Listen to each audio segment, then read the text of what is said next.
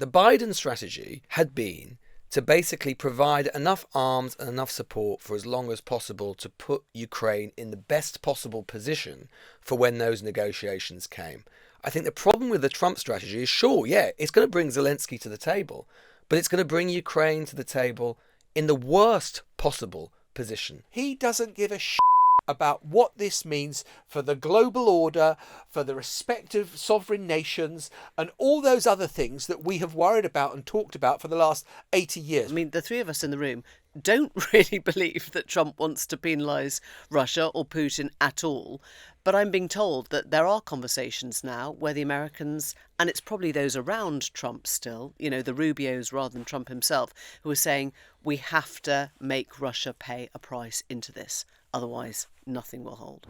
Before you watch today's episode, we want to remind you that tickets are on sale for the Newsagents live shows with HSBC UK. We're kicking off our tour at the Birmingham Symphony Hall on February the 17th. Then we're off to the Bridgewater Hall in Manchester the following week on the 24th. And finally, the Usher Hall in Edinburgh on March the 11th. Head over to Global Player to get your tickets for any of these dates. The link will be in the description below, and we're very excited to see you there.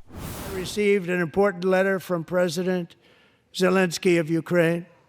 The letter reads, Ukraine is ready to come to the negotiating table as soon as possible to bring lasting peace closer. Nobody wants peace more than the Ukrainians, he said.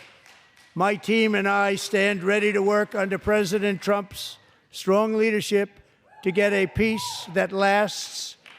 We do really value how much America has done to help Ukraine maintain its sovereignty and independence. Regarding the agreement on minerals and security, Ukraine is ready to sign it at any time that is convenient for you. I appreciate that he sent this letter, just got it a little while ago. Simultaneously, we've had serious discussions with Russia and have received strong signals that they are ready for peace. Wouldn't that be beautiful? Wouldn't that be beautiful? The US military freeze is still on, but it sounds like Zelensky is back in the room, or will be soon. And today we're going to talk you through what we understand of how that letter came about and what effect it might have on ending the Ukraine war. Because after the catastrophe of last Friday in the Oval Office, Zelensky has been under the most unbelievable levels of pressure, not just from the Americans, but from the Europeans as well, who are telling him he's got to play nicely with Donald Trump. Will it work? Welcome to the Newsagents. It's John. It's Emily. It's Lewis, and a reminder to all of our listeners in Scotland who are coming to our Edinburgh show on Tuesday, the 11th of March at the Usher Hall in Edinburgh. We're very excited about it. And if you have a question that you would like us to answer, if you're coming live on the night, then please do send them to newsagents@global.com. We love to get them, and it's a really fun part of the night. And if you're wondering why Lewis's voice sounds so unusually gravelly today, I think we should admit The old 40 a day habit's back. Well, we had an odd night, didn't we? Yes. We had a very odd night because we were basically going to give last night's speech a miss. Yeah. And then we got wind that there was going to be a big announcement from Trump, possibly that he was pulling America out of NATO. And so Lewis and I, the idiots in the room, stayed up till, what time did you stay up till? 4. 4? I was actually in bed. I had it in my AirPods, and I kept turning it off, thinking this is going nowhere. And I kept thinking, no, maybe it's the climax, and just sort of kept putting it back in. I mean, to be honest, as horrible it is to say, I felt such an idiot for staying up for so long. You by had the to end keep of it, listening. I was actually almost willing him to pull out of NATO I know. by the end of it. Oh, I know. I thought, I'll You'll just do anything do for it, a Donald. newsline, won't Come you? on, justify this Exactly. idiocy on my part. Look, the mistake you made was to believe Trump on Truth Social when he said the speech was going to be big. What he meant was it was going to be long, 100 minutes, the longest speech ever delivered to Congress. And the emptiest, I think we can safely say. It was so boring. So boring. So we're actually not going to pick up with that. We are going to talk about the effect that we think the Zelensky letter may be having on Trump and indeed the movement of military aid to Ukraine now. Because that letter that came last night was impeccably worded. If you go through it, Zelensky doesn't actually apologise. He probably feels he can't apologise because there are plenty of people in Ukraine who do not think that he put a foot wrong. But he does use the passive tense and talks about it being regrettable. He's clearly facing down what happened on Friday night and saying, give me another chance. Let's start again. So I've been speaking to a senior government source who is right at the centre of all of this, and asked whether it was indeed the case that the British government had a hand in what that letter said. And the reply was, on the basis of advice from the embassy, which warned of a sharply deteriorating White House view of Zelensky, the Prime Minister apparently said to Zelensky, look, you have to do something about this. You need to recoup your position. And what I'm told is that Macron reinforced this. There was then a sequencing plan agreed with Zelensky and passed to the White House. And the statement made yesterday by Zelensky was the product of this kind of intensive activity from Friday onwards. Just one thing to add to that. There is speculation on the French side, and it's been kind of mooted on the French side, that there may be some future White House meeting between Trump and Zelensky, And Starmer. but with Starmer and Macron acting as minders, and this person kind of didn't dismiss that out of hand. Yeah, I mean, I think it's fair to say that Downing Street and the Elysee Palace would have to be completely and utterly convinced that everything was utterly tied down, having seen what happened before, that there could be no combustion or no unpredictability before that happens. But in the meantime, despite the fact that Trump said yesterday, and I think it came about like 3:45, if I remember correctly, when he finally sort of turned to Ukraine, it was only a bit of a paragraph which we played at the start, where he said he'd received this letter from Zelensky, and saying, that he welcomed it and so on. Didn't go any further than that. Yeah, and it does leave Starmer once again in this slightly curious position. We think we know, behind the scenes he's playing an absolutely vital role, as he anticipated, in bridging between Zelensky and Trump. But he still has to tell the British public and the wider European public that he believes that Trump will have our backs. That's what he said in the Commons today. And really, there is no real reason for him to believe that, because everything we've seen so far from this deal just talks about the concessions that Zelensky would have to make to Putin, the invader, and not the ones that Putin would have to make to Zelensky. And I was talking to somebody actually who is advising the MOD on this, and they put it very starkly, and they said, look, the Americans might seem a bit stupid on all this, but they do know what they're doing. They need to get blood from Russia. I mean, I don't think they meant blood. They meant, payment in turn. They're working out how and when to do that, and that seems key. You want to force the end to the war. How do you hurt Putin whilst letting him feel that he's won? So I think this is, if you like, stage 2. They get Zelensky back in the room. They massage Trump's ego by giving him something that softens what happened on Friday, even if it's not an actual apology. And then you have to start looking and saying, well, you must have a plan for Russia. And that's where I think you need a leap of faith. Because most of us now, I mean, the three of us in the room, don't really believe that Trump wants to penalise Russia or Putin at all. But I'm being told that there are conversations now where the Americans, and it's probably those around Trump still, the Rubios rather than Trump himself, who are saying we have to make Russia pay a price into this. Otherwise, nothing will hold. Yeah, I saw a really interesting tweet last night from James Heapy, who used to be the Armed Forces Minister and respected Conservative ex-minister. And he clarified it. He said, we are now in an unbelievable choice for Macron and Starmer. You maintain the transatlantic alliance or stand up to Putin and secure the European continent. Those aims have always seemed inseparable, yet as each week passes, they feel more mutually exclusive. Yeah. And that is where we've got to. Now, on the intelligence sharing, Lewis, that you were talking about, which, on yesterday's episode, Shashank Joshi stressed was so vital. We've now heard from Mike Walls, the National Security Advisor to Donald Trump, speaking on Fox News, suggesting maybe something can be done there. Is there a chance the pause will be lifted? Because there is a report, too, that intelligence sharing is also stopped with Kyiv. I think if we can nail down these negotiations and move towards these negotiations and, in fact, put some confidence-building measures on the table, then the president will take a hard look at lifting this pause. I've been trying to think really hard about kind of what is the sort of best case scenario about what Trump is trying to do. Because we've talked a lot about our concerns about the potentially very negative motivations that he may have. So I've been trying to think sort of hard about kind of what, in the best positive light, what might his strategy be. And it seems to me that the best case scenario is this, which is that I was listening to a podcast a few weeks ago with Jake Sullivan, who was Biden's national security advisor. He was asked why the Biden administration never wanted to seem to exert more leverage on Zelensky, given that, Biden did have leverage because he was supplying so much in the way of arms. Why didn't he try and force him to come to the table with Putin? And Sullivan said, look, it would have been immoral for us to do that. It's not for us to say. It's not for us to say when Zelensky should come to the table. That's for the Ukrainians to say, right? Now, that is clearly, that's one analysis. It's not, to be fair, an analysis that would be universally shared, right? And Trump's analysis is clearly, look, we hold the leverage over Zelensky. This war is just going to go on forever if something doesn't bring it to a head, right? Okay, fine.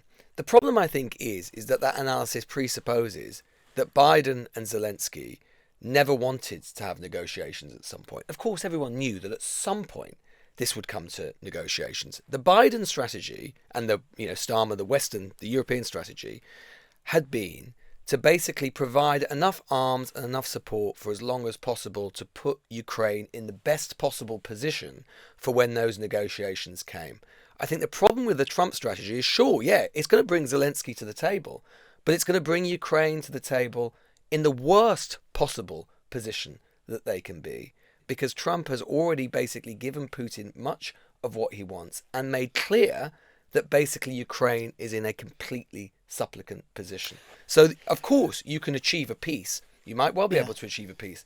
But what kind of terms will that peace contain? And if it comes, will it be acceptable to Starmer, to Macron, and to the Europeans? There's a very highfalutin sort of geopolitical theory about why Trump is doing this, and that is to try and isolate Russia and China. In other words, he wants to keep Russia on side so that Russia and China don't get too close. I put this to somebody in a sort of, fairly high up geopolitical sphere, and they said, that sounds like the product of a PowerPoint by, PhD students. Nothing is being well thought out at that level. And I think that's the point. We are always we've been doing this for 8 years. We are trying to find method in the madness. I don't think there is that much method. Yeah. Truly, I think there's narcissism. And I think he sees it as America's war because America's been paying for it. And in Trump's world, if you are paying for something, you own it. You own it. Yeah. It's yours. He doesn't work on a moral scale. He doesn't work on a who's vulnerable, who needs our help. That's all gone. He thinks that American taxpayers need to get the minerals now to pay back what they have, if you like, invested. But do not over-intellectualise. Do not over-intellectualise Donald Trump. There are many base instincts that are going on here. Would he like to have a Nobel Peace Prize? You bet he would. Yeah. He wants that peace deal done now because he thinks that will help him get the Nobel Peace Prize. Does he want to put pressure on Russia? No, he wants to put pressure on Ukraine. Does he like Ukraine? No, he doesn't like Ukraine. He has got no sense of the territorial violation and the injustice of that, of sovereign nations. He just thinks that might is right and Russia has got more might, and kind of understands that, well, Ukraine is Russia's backyard and if they can get any of it, they can have it. He doesn't give a about what this means for the global order, for the respective sovereign nations, and all those other things that we have worried about and talked about for the last 80 years. Well, I've been talking about them for 200 years, Lewis. Well, quite so, since Palmerston's day. And before that, I think the danger is, the worry that I really have, is that he is setting Zelensky and actually Starmer and Macron up for an almighty failure. Because, as we've been saying all week, the problem, okay, maybe these negotiations happen, but Ukraine is because it is being made to be supplicant, because it's being brought to heel, because it's being forced to the table, because Trump has basically already given Putin much of what he wants. Presumably, for Putin to accept a deal, or the deal, the parameters of the deal that Putin would accept, would be so in his favour that Zelensky couldn't possibly accept them. And at that moment, if Zelensky walks away, what does Trump say? He says, he's not interested in peace. I'm washing my hands of this. And then what on earth does Starmer Well, that's and why it's Macron really and interesting to Europeans think, if they do come up with something that looks punitive to Russia, then I think that's the game changer, right? And that's what, as I'm hearing at the moment, that's where the plan is. They have to find the three areas where it looks as if Russia is giving something up, even though they have to tell Putin he's won. Surely there is a view, though, in Moscow, when we have got all of this. Why would we stop? Why would we stop now?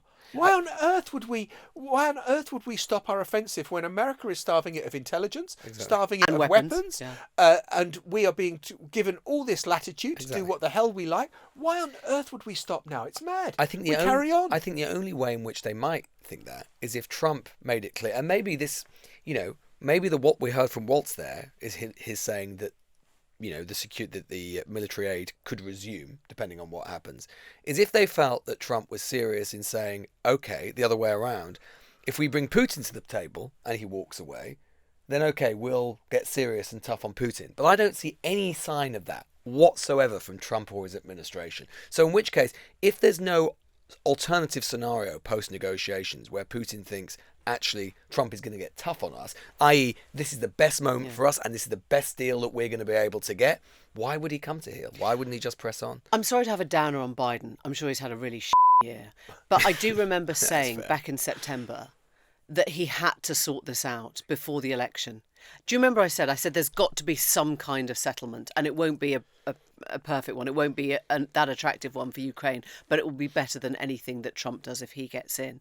I think they had a window in before the election, really. It was in the sort of, late spring of this year, of last year, when they could actually have got people to the table and done it. And I think you're right. That question, Lewis, is, were they just going to plough endless money into a war that wasn't being won? And if anyone is still hoping that the sort of Republican quote-unquote establishment are going to come and ride to the rescue, then I would just invite them to look at the speech last night, because here was, even though it was just a rehearsal basically of Trump's greatest hits, it was all about him inevitably, it was about 2024, it was full of lies about all sorts of things, but what it also was basically him going to Congress, talking to talking to senators and congressmen and women who have mandates in their own right, basically telling them, in his side, Republican Party, about the virtues of a load of stuff in which they do not believe, like tariffs, or, basically retreating from Ukraine, or, not being tough on Russia. And what did they greet him with? Cheers. Thunderous applause. Yeah. And he was going to a Congress which he is literally defanging, defunding, and ignoring, and it welcomed him with open arms. Oh, and if you really want to make Trump happy now and you're a Republican congressman, you just say, I think Trump should win a Nobel Peace Prize, and you start trending violently. We'll be back after the break. Well, we're joined now in the studio by Benedikt Frank, who is the chief executive of the Munich Security Conference, which took place a couple of weeks ago. You probably remember it. JD Vance lecturing Europe. And it was just the whole sense from that conference onwards that something was unravelling in terms of the transatlantic partnership, the Western security umbrella, and maybe even NATO itself. For you, Benedikt, how worrying, how concerning, how distressing was it to be witnessing that taking place? First of all, thanks for having me. Second, we've tried really hard to organize something that isn't yet another doom and gloom conference. We were planning on focusing on specific diplomatic initiatives, on the silver lining. Yeah, and man, did we fail. I mean, it wasn't just JD's speech. It started earlier. We had in that week the phone call between Trump and Putin. Then we had Pete Hegseth's speech in Brussels. Then we had the terror attack in Munich a couple of hours before we began. And so the mood was already pretty depressive when we started. And it went south from that speech. Am I as concerned as many others? I think what we've witnessed is a clear case of pressure point diplomacy rather than what we've seen the last decades, wake-up call diplomacy. The US has shifted gear. They're saying the same thing they've said for virtually the past 6 decades. Europe, you need to get your act together. And I'm very hopeful that we are now seeing a Europe that is getting its act together. And I do believe, knowing the people in charge, having read things like The Art of Diplomacy, The Art of the Deal, and Machiavelli, that this is pressure point diplomacy, loud talk, and not necessarily clear policy. Benedict, can we take objection, yes? No, I'm going to say, can we take a peek behind the curtain with you? Because you were in the room, as it were.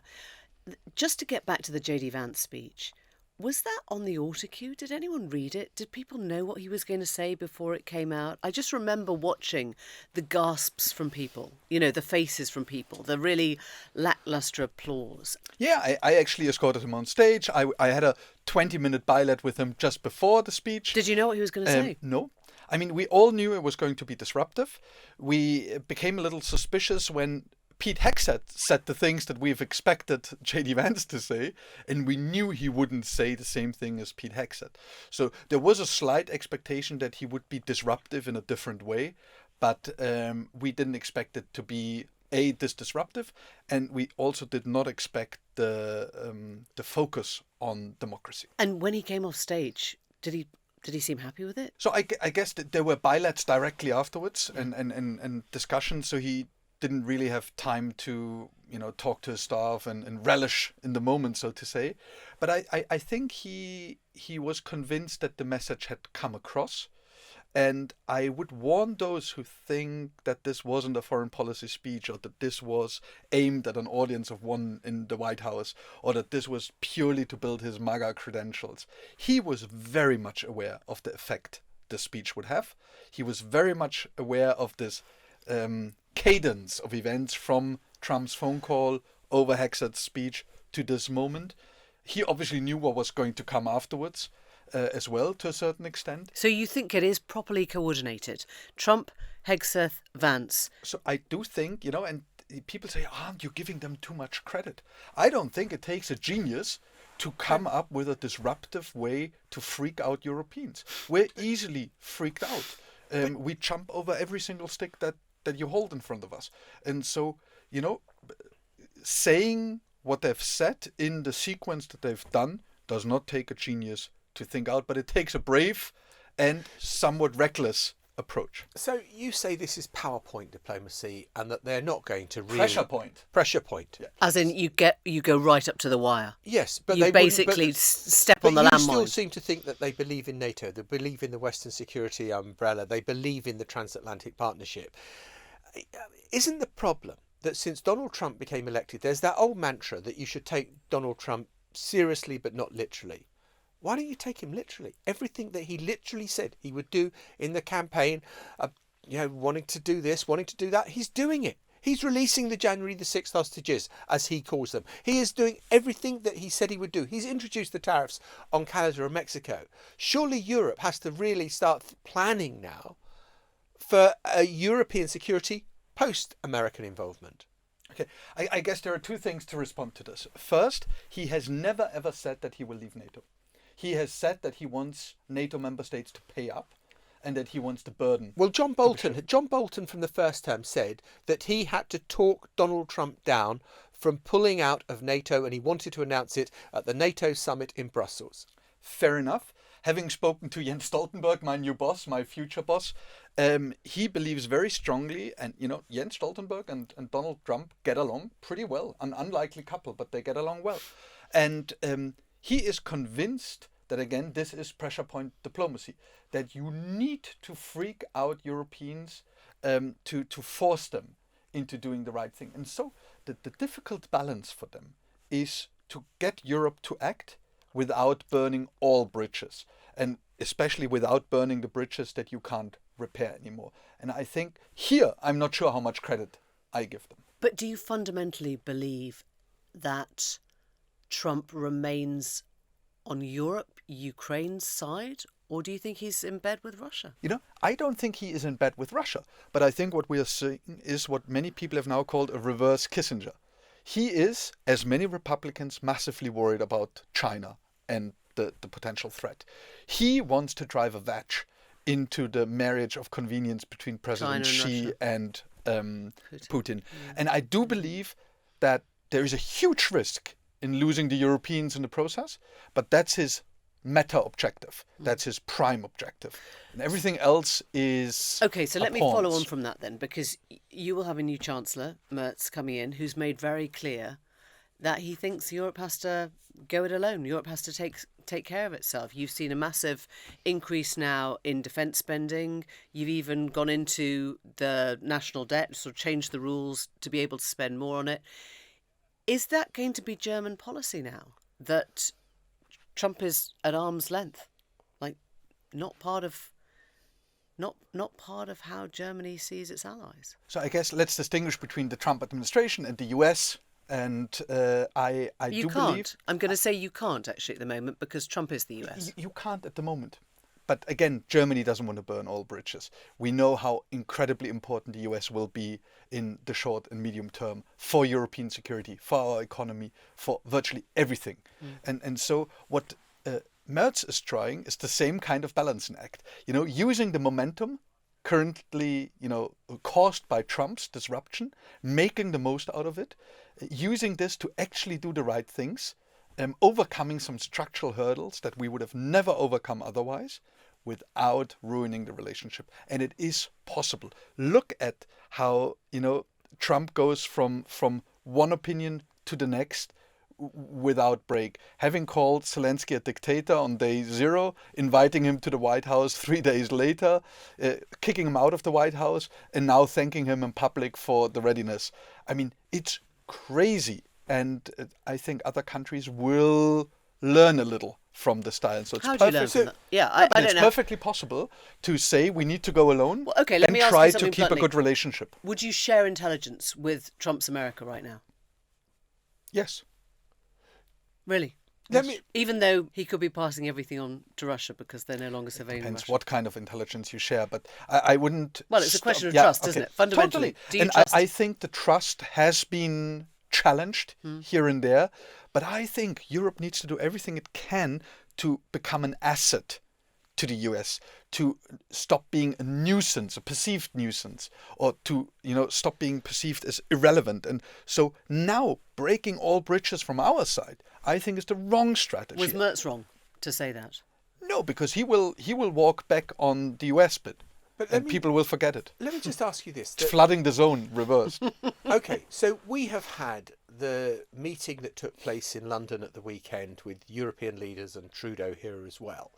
And there is this plan that, Starmer and Macron have said they will put troops on the ground to enforce a peace deal. But it is essential that America provides air cover, intelligence, whatever, to that operation. And America has said you must be joking. In the short, medium term, Europe is not in a position to step up to do this without America, is it? Certainly not. I mean, look at our military. Look at the numbers. I mean, Germany. We've never ever in our sort of recent history had a military with less men and women in uniform. I think currently today it's around 180,000, far short from what we've promised to NATO. The same is true for the UK. The same is true for France and everyone else. We just don't have the manpower. It's not just money. We don't have the people. And we don't have the political will. And everyone knows that. But as part of the negotiations, I think we need to move to a position where Europe brings more and more to the table. And that may be a frustrating process for everyone. But how long does that take? I mean, how long does that take before Europe can do something of use? I mean, the urgency is now. Trump wants a peace deal to happen within weeks. There may be a ceasefire that needs to be enforced with troops on the ground. And yet you're saying this could be years away before Europe is in a position to do that. True. Can we please not forget that there is one person who could end this war tomorrow? Of course. And that Trump, I think, could do a lot more on putting pressure on that person. And I think the more Europe plays ball, and at the same time shows credibly that it is going to do its bit, that will put pressure on Trump to talk to the person that can stop it in a heartbeat. Benedict Frank, thank you so much for talking to us. Thanks Thank for you very having me. much indeed. Thank you very much. Before we go, I just want to point you to the US edition of News Agents USA. A lot more on the Donald Trump speech last night. We're also going to be speaking to the man who, if Kamala Harris had won, would now be the US Secretary of State. But on that speech last night, Donald Trump was playing his greatest hits, and none is greater than his war on diversity, equity and inclusion. This is what he had to say. We've ended the tyranny of so-called diversity, equity, and inclusion policies all across the entire federal government and indeed the private sector and our military. And our country will be woke no longer. So that's him hailing the end of what he calls the tyranny of DEI. Last night I got an email from somebody who works in federal government who sent me the message that they have all received, which explains how they are being asked, required, ordered to spy on colleagues in federal government. I don't know if that's the end of tyranny or the beginning of surveillance, but this is what the email says. Personnel who fail to comply with this directive, including by conducting DEI work under a new name or guise in the performance of their job duties, may be subject to counselling or discipline on the basis of insubordination as applicable. And it goes on to provide an email address within the government through which you can report on your peers, your colleagues, if they are doing things wrong. So you've got freedom of speech, but Lots you're of freedom just of speech. lots of freedom of speech, but you're just going to get sacked if you speak freely. Yeah, and you're also going to get sacked or at least disciplined if you don't report colleagues that you think might still be including DEI policies in their work. Honestly, it would make a Stasi agent blush in East Germany in the time of Erich Honecker. It's extraordinary. We are back there. We'll see you tomorrow. Bye-bye. Bye. The News Agents. This is a Global Player original podcast.